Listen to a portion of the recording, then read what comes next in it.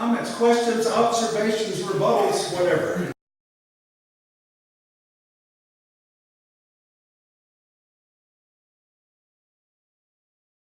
It depends on where you look. I did my research on a man named James Otis Sargent Huntington, son of the second bishop of central New York, as stuffy and dry a churchman if there ever was. Here was his son Huntington, who opened the first monastic order in this church in 1882. It was Huntington who was out in the street working with unwed mothers, prostitutes, alcoholics, doing this kind of work before ever it was in vogue. And what propelled him to do it was his piety. The solemn worship mixed with his foundational faith and the grace he saw operative in himself and others. So there's Huntington, and there are a number of others. But you are right. Before long, what happened in this country was that Anglo-Catholicism came in and became a precious item, was so well guarded and heavily rubricized that no one could get in it. It became almost an ecclesiastical club. And in places it died out, becoming an end in itself rather than a means to transform humanity. So you're right, and I would argue about some of those wonderful people in this country that lived it out. And I think about such churches as Church of the Advent in Boston, whose whole life was missionary work, or St. Mary the Virgin in New York City, who at first was way out there in Times Square. Church of the Transfiguration in New York City, 1846, the first church in this nation to open its doors to actors and actresses, which is tantamount to saying it was open to gays and lesbians in 1846. But they used the term actors and actresses. So,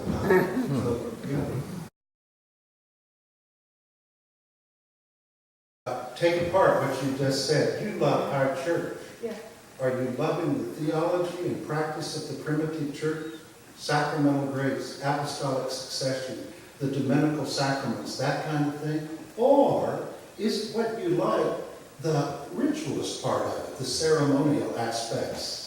Is that what people are objecting to? I don't think they're objecting to high church, because that's all of us. But it's the ceremonial parts that bog them down sometimes. I like them both because I think they can balance each other. But people are afraid of high church.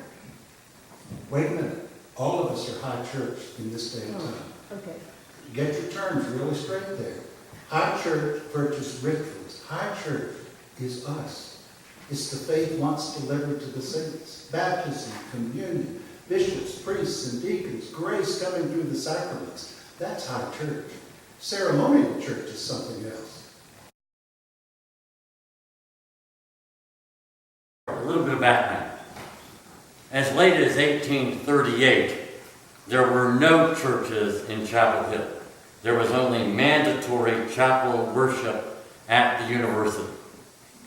In 1838, an Episcopalian, William Mercer Green, later the Bishop of Mississippi, became the university chaplain. And he immediately began to lobby for the creation of what we now know as the Chapel of the Cross, so that Episcopal students would not be subjected to what he thought of as least common denominator Protestant worship. And Ives was a very strong proponent of what Mercer Green was doing in Chapel Hill. And Ives, in his convention addresses, would appeal to the Episcopalians across North Carolina, urging them to help support Green in his effort to build the Chapel of the Cross. So the Chapel of the Cross was much more a diocesan mission than it was a local mission. It wasn't the people of Chapel Hill who wanted the Chapel of the Cross. It was Episcopalians across the state, but particularly Bishop Ives.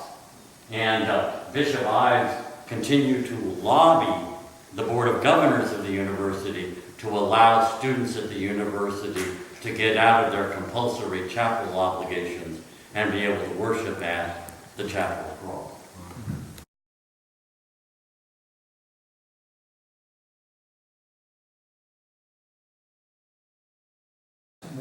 They certainly did, and I think a lot of it came through Hobart.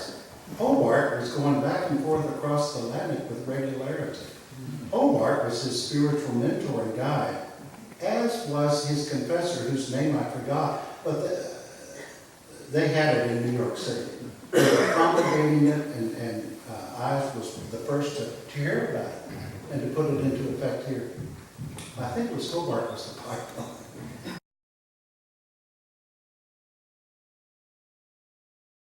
That is worth a sermon, a talk on itself. Slavery was still in effect, and yet you read, and they had such an impulse to minister, but not quite abolished yet. And then came some of the conversions toward that in the 50s and 60s with the war clouding the scene. First of all, we want to minister to the slaves. It's our duty. They're part of our family. And then being able to see it for what it is, again, thanks to what was going on in England, through people like Wilberforce, evangelical.